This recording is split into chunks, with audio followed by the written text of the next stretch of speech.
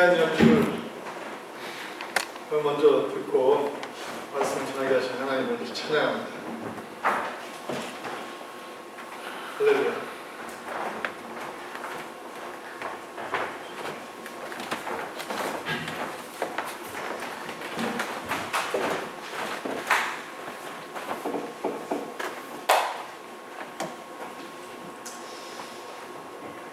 지금 제 나이 때 김 집사님은 기억하시는가 모르겠는데 1960년대 후반에 한국을 눈물 바다로 만들었던 그런 영화가 하나 있었어요. 그 제목이 저 하늘에도 살펴입니다. 기억하세요? 네. 이윤복이라고 하는 국민학교 4학년 학생이 슬픈 자기의 일상을 일기에 적었어요. 그 내용이 지금 우리가 들으면 그냥 진부한 내용입니다. 그 당시 그 영화가 온 한국을 그냥 눈물 바다로 만들었어요. 내용이 이렇습니다. 아버지가 한 가정의 그 아들과 딸을 둔 가장이 실직을 해요. 그래서 갑자기 그냥 우동판에 뛰어든 거예요. 그 옛날에는 참 땅을 10m를 파도 돈 1,000원 벌기가 힘든 그런 때였어요. 돈이 없을 때.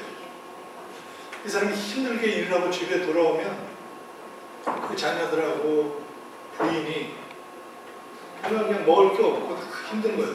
짜증이 나는 거예요.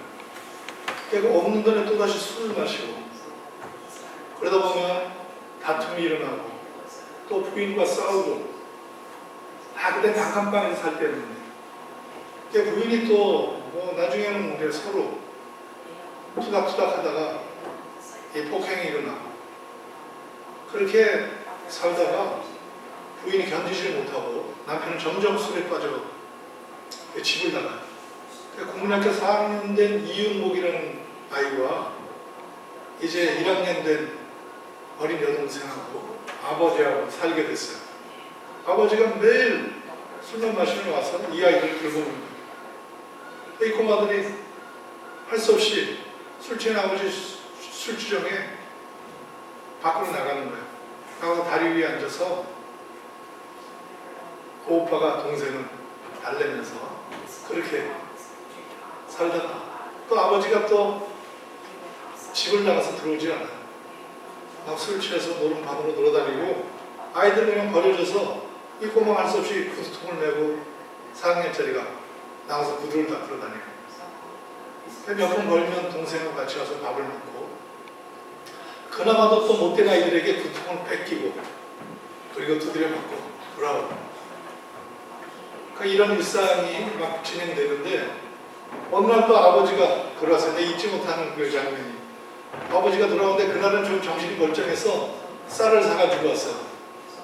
그리고 돈도 조금 있어가지고 그 동생에게 가서 너 가서 반찬이 아무것도 없으니까 그냥 간장 하나 사다가 밥 비워 먹는다고 간장 한 병 사오라고 돈을 줬어요.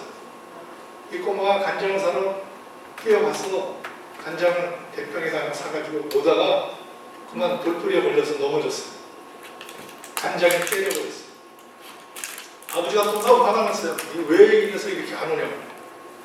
회의에 윤보이가 나가서 보니까 간장이 쏟아져서 이 꼬마가 들어오지 못하고 울고 있는 거예요. 자기가 들어가서 자기가 깼다고 대신 매를 받고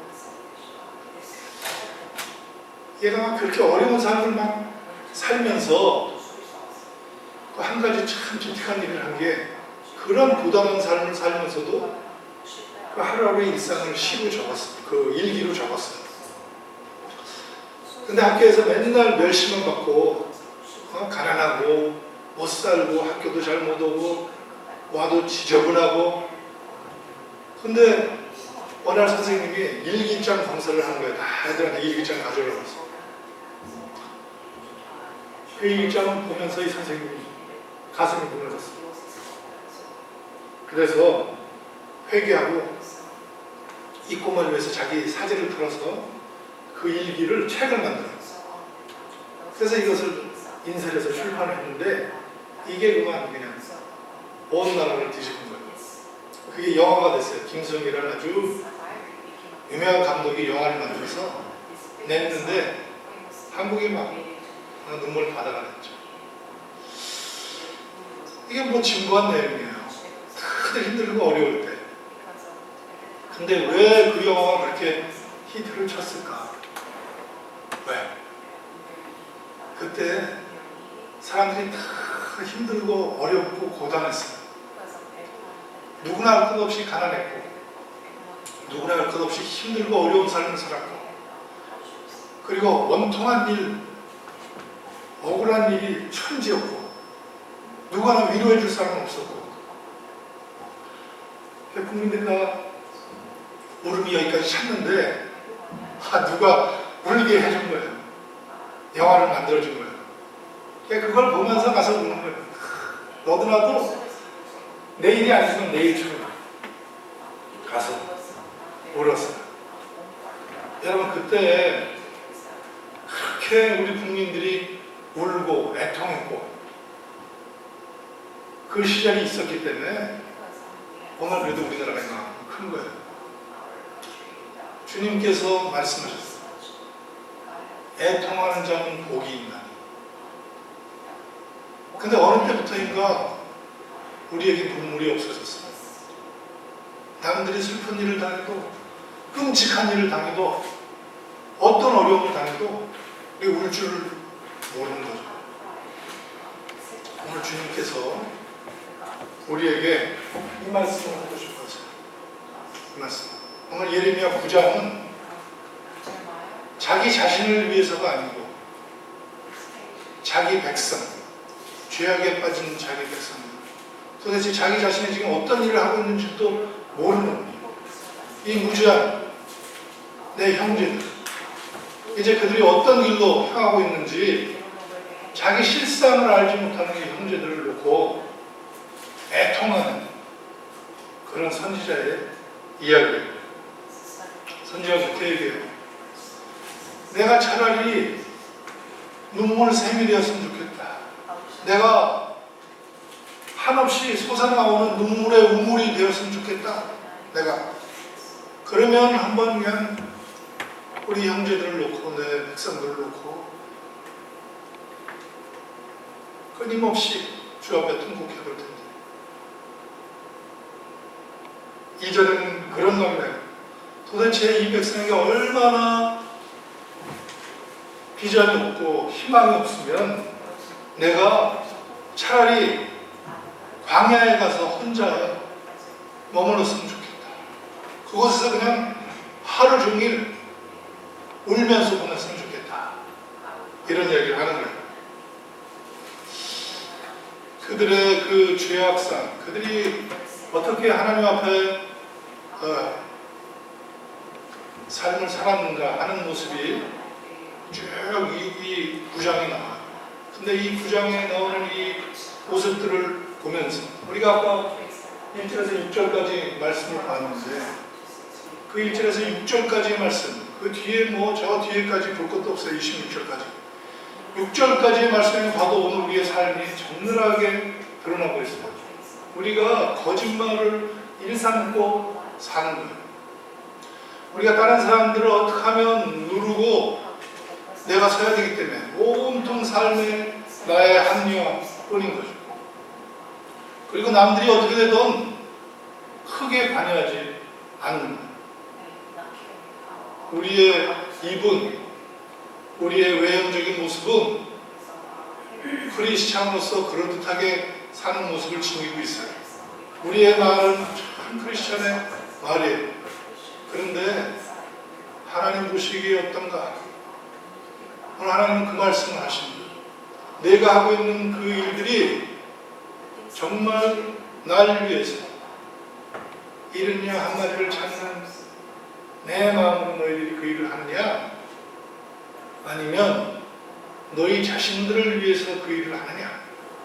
내가 헌금을 하고 내가 봉사를 하고 내가 찬양을 하고 이것이 누구를 위한 것이냐?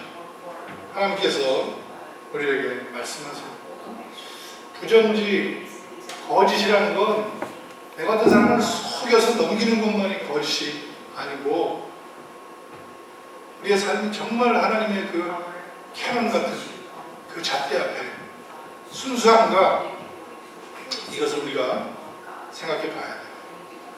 하나님은 오늘 말씀을 통해서 우리에게 얘기하시는데 너희들의 삶은 반드시 그 결과가 따른다는 거죠. 우리의 삶은 반드시 결과가 따라요. 도스토옙스키의 그 죄와 벌 알죠? 죄에는 벌이 끝까지 따라갑니다. 죄.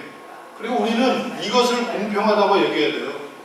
용서의 하나님, 은혜의 하나님만 원하면 안 되는 거죠. 만약에 그렇다면 그 하나님은 필요 없는 하나님이에요. 무조건 용서해 주기만 한다면 하나님께 우리가 나 자신을 내놓고 늘 내가 어떠한 삶을 살았는지를 재보고 내 스스로도 나 자신을 벌할 수 있는 이것이 우리의 크리스천의 삶이 되어야 돼요. 다시 말하면 회개는 뭐냐? 눈물은 뭐냐? 내가 나 자신을 벌주는 거야. 하나님 앞에 내가 나 자신을 벌주고 엎드려서 굴복하고 그리고 나설 때 우리가 하나님을 볼 수 있게 돼요. 우리가 하나님을 모른다고 하잖아요. 하나님을 믿는데 하나님이 보이지 않는다. 왜 보이지 않는가? 우리가 하나님을 볼 수 있는 눈은 눈물의 그 샘으로 우리의 바람펴진 이 영혼을 씻을 때 하나님이 보이는 거예요.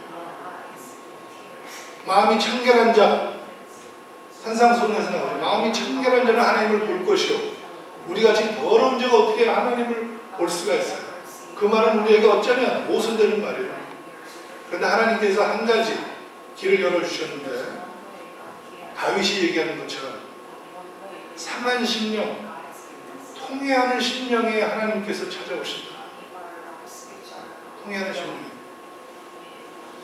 이 성경에 보면 수많은 눈물의 선지자가 나옵니다. 성경은 어쩌면 이 눈물의 선지자들의 기록이에요. 이 사람들의 눈물이 없었으면 우리는 오늘 하나님의 말씀을 볼 수도 알 수도 없는 거예요. 이 예레미야는 예수님의 표상이라고 해요. 예레미야의 별명이 뭐냐면 눈물의 선지자. 눈물의 선지자. 도대체 선지자가 왜 그렇게 울고 다녀? 하나님의 말씀을 선포하고 백성들을 교화하고 그리고 너희들 세상을 바르게 살라고 그렇게 내가 치료하면 될 것이 왜 이렇게 울고 다녀? 수많은 선지자들이 예레미야를 학대했어요. 예레미야는 한 번도 거기에 대항하지 않았어요. 그리고 울면서 그래 너희들은 치료해 나는 울겠다. 예루살렘이 폐허가 돼서 이 예레미야가 이 눈물로 교화한 후의 일이에요. 그 후에 결국 예레미야의 예언대로 이스라엘이 무너지고 유다가 무너졌어요. 바벨론이 들어와서 온 백성들을 다 잡아갔어요. 그 성벽을 돌 위에 돌 하나도 남지 않도록 다 펴파시켜버렸어요. 그리고 모조리 죽이고 쓸만한 사람들은 전부 노예로 잡아갔어요. 그런데 그 후에 이 예레미야 선지서를 읽고 있던 사람들이 있었어요. 여러분 잘 아는 다니엘 선지자가 어느 날 그 포로로 잡혀가 있는 자리에서 옛 성경을 읽다가 예레미야서를 본 거예요. 예레미야서를 읽다 보니까 이 선지자가 눈물로 호소하며 예언했던 그 예언이 이제 하나님께서 이 백성을 놓아주신다고 하는 그 해로구나.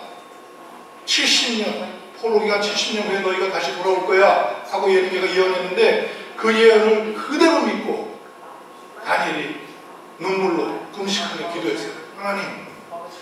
하나님께서 예레미야 선지자를 통해서 약속한 그 70년이 이제 됐는데 하나님 우리 백성을 놓아주십시오. 금식하며 울며 기도했어요. 죄를 무릅쓰고 그 사람은 다니엘은 뛰어난 사람이라 그 포로된 그 나라에서도 재상이었어요.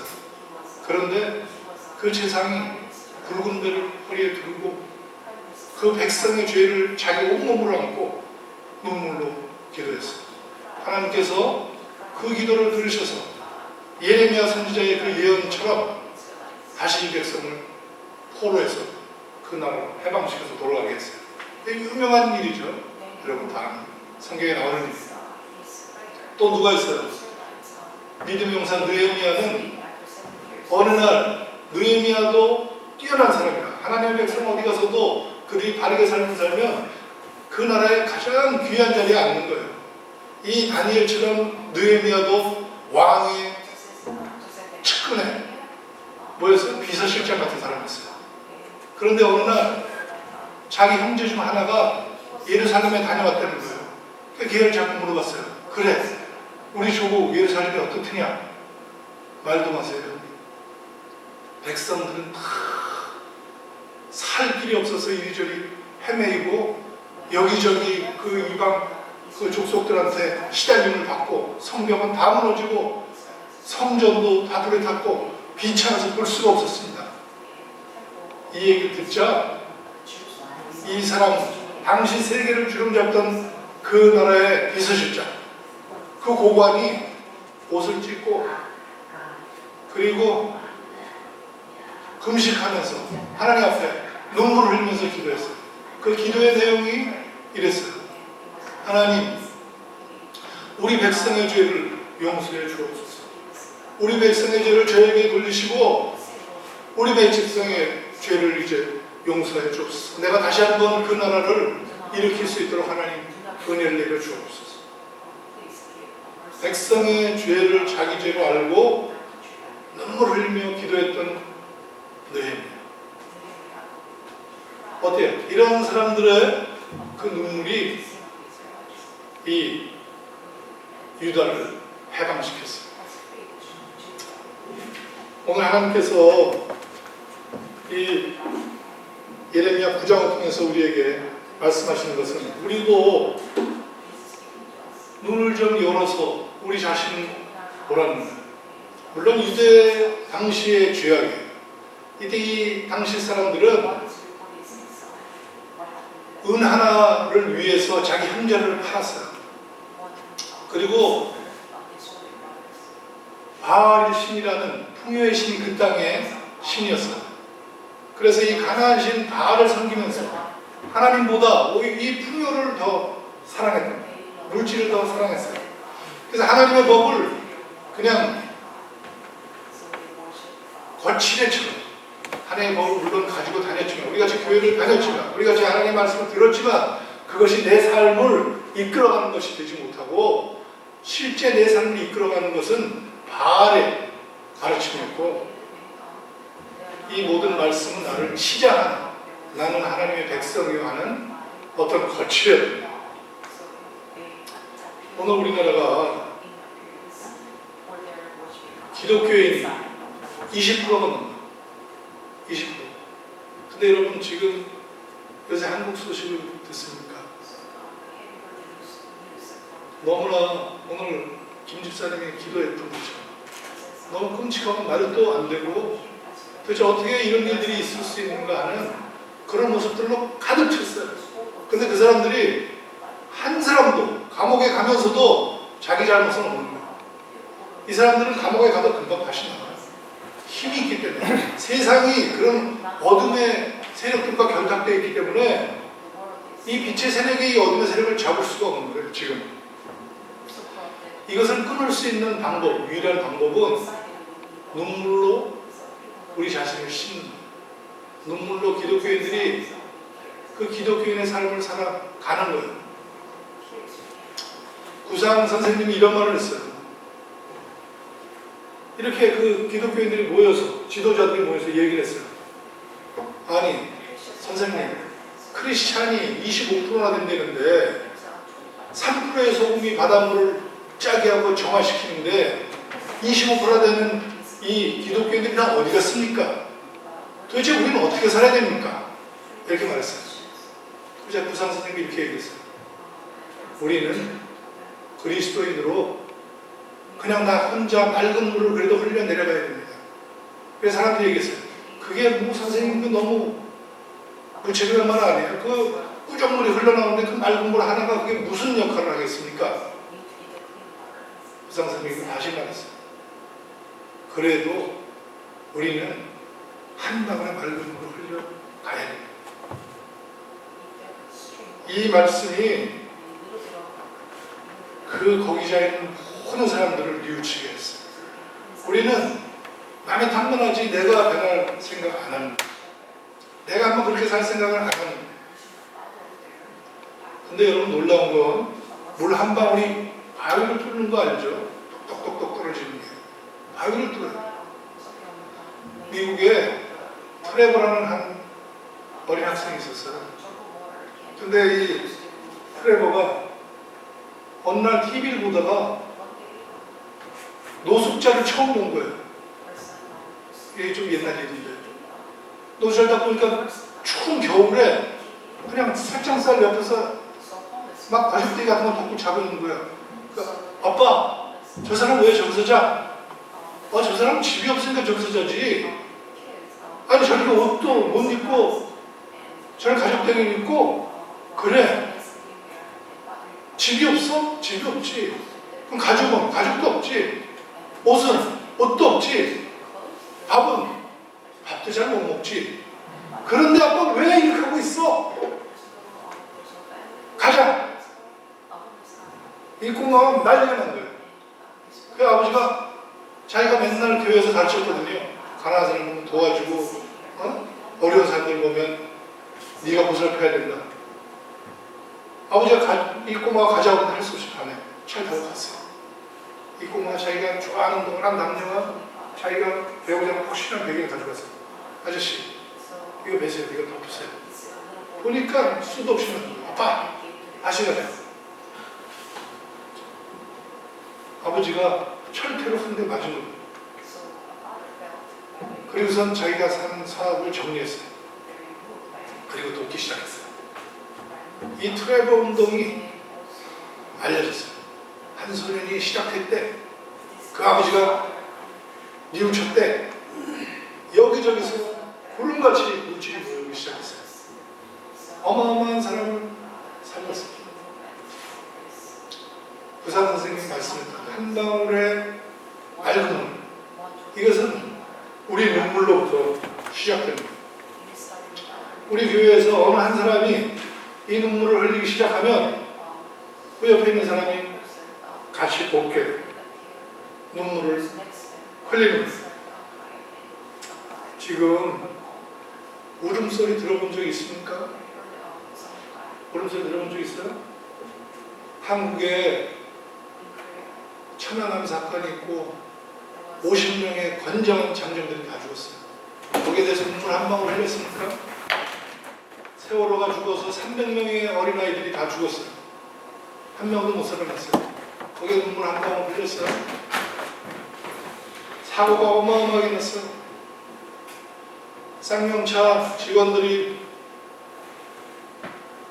3년 동안 월급을 못하고 가족들 다 흩어지고 다 헤어지고 자살하고 우리가 다 이것저것 참견할 수 없어요. 어마어마한 죄를 짓고도 떵떵거리며 사는 사람들, 그에 반해서 억울하고 원통하고 분하고 힘들고 한 사람들, 이 사람들에 대해서 우리가 얼마나 그런 생각을 가지고 있느냐. 우리는 도울 수 없어요. 우리에게 그런 힘이 없어요. 그러나 우리가 우리 백성의 그 어려움, 슬픔을 안고 올 수는 있어요. 우리 미국에서 여기서 또 어려운 사람들이 너무 많아요. 그 사람들을 놓고 올 수는 있어요. 시카고의 한 여인이 죽었어요. 몇 년 전에. 근데 이 여인이 죽었을 때 시카고에 있는 한 그 큰 도시의 한 지역에, 예를 들어 마리타군 지역에 모든 상가가 문을 닫아놨어요. 그리고 그 여인의 묘소에 갔어요. 시카고 경찰이 깜짝 놀랐어요. 도대체 누가 죽었는데? 그 여자의 이름 마틴인데. 마틴은 무슨 일을 했냐? 그냥 가정주부야. 아무것도 안 해요. 근데 이 사람은 어떤 사람의 슬픈 얘기, 어떤 사람의 억울한 일을 보면 그걸 종이에다 적었어요. 그래서 싱크대 앞에다 붙여놨어요. 또 누구의 슬픈 일을 봤어? 그럼 그걸 적었어요. 그걸 적었어요. 그걸 적고. 이게 빨랫줄로 수십 줄이 거기에. 그걸 보고 기도했어요. 그걸 보고 기도해요. 사람들이 용기를 얻고 그의 문제가 해결되고 놀라운 일들이 벌어졌어요. 우리가 울음소리를 들어야 해요. 자녀를 잃은 부모들의 울음소리, 가정이 깨어진 아이들의 울음소리, 직장이 떨어진 그런 실직자들의 울음소리. 이 사람들이 소리내서 울지 않죠. 우리의 영혼이 열려서 그들의 울음소리가 우리에게 들려요. 그럴 때 하늘나라가 보이고 주님이 보이고 내게 그 1인의 한 마리를 찾으신다는 그 하나님의 마음이 우리에게 열리는 거예요. 이사야 61장 1절에 3절에 예수님에 대한 메시아 예언이 이렇게 돼요. 주 여호와의 신이 내게 임하였으니 이는 여호와께서 내게 기름을 부으사 가난한 자에게 아름다운 소식을 전하게 하려 하심이라. 이것은 마음이 상한 자를 고치며 포로된 자에게 자유를 주며 갇힌 자에게 노임을 전파하며 여호와의 은혜의 해를 우리에게 전파하려 합니다. 모든 슬픈 자를 위로하되 슬퍼하는 자에게 화관을 주어서 희락의 기쁨으로 그들을 두르며 슬픔을 대신하여 찬성의 옷으로 그 근심을 대신하시고. 주님께서 이 땅에 오신 목적이 애통하는 자, 묶여있는 자, 포로된 자, 이들을 모아주기 위해서. 이것은 영적인 거예요. 물질로 하는 것이 아니고 우리의 마음으로, 우리의 사랑으로 얼마든지 할 수 있어요. 이것은 무슨 마음으로 하느냐? 다른 사람의 죄를 내가 품고 기도하는 거예요. 우리 민족의 죄를 내가 품고 기도하는 거예요. 여러분, 오늘부터 할 일이 많아요. 우리나라를 위해서 기도해야 돼요. 모든 어려운 사람들 위해서 기도해야 돼요. 하나님께서 우리에게 하나님의 꿈을 두셨어요. 우리는 언젠가 이 세상을 떠나요. 곧 떠나요. 그리고 우리는 하나님 앞에 서게 될 거예요. 이 땅에 번자를 누리고 떵떵거리며 살았든지 아주 호화로운 부자로 살았든지 가난한 자로 힘없이 약하게 살았든지 우리는 다 하나님 앞에 서게 됩니다. 이게 하나님의 엄중한 그런 철칙이에요. 그런데 그게 하나님 앞에 서는 게 중요한 게 아니고 우리가 하나님 앞에 섰을 때 얘기할 게 있어요. 말씀을 냈습니다. 하나님께서 우리 모두에게 꿈을 주셨어요. 우리 한 사람 한 사람에게. 그 꿈은 무엇이냐면 우리 모두에게 너희는 세상의 빛이다 하는 그런 작은 씨앗을 하나씩 준 거예요. 지수도 세상의 빛이고, 그리고 우리 강 선생님도 세상의 빛이고, 주호도 세상의 빛이고, 아멘. 우리는 그것을 잘 키워서 조그만 등불이 돼가지고 그것을 이 어두운 세상을 비춰야 됩니다. 지금 이 세상은 그 눈으로 보면 어둡고 추운 세상이에요. 힘들고 고단한 세상이에요. 슬픔이 가득 찬 세상이에요. 그 세파 속에서 슬퍼하는 사람들을 우리가 찾아가야 돼요. 그들과 함께 슬퍼하고 그 울음을 함께 울어줘야 돼요. 저는 나중에 만약에 내가 교회를 크게 하면 제 교회를 이런 교회라고 이름 짓고 싶어요. 함께 우는 교회.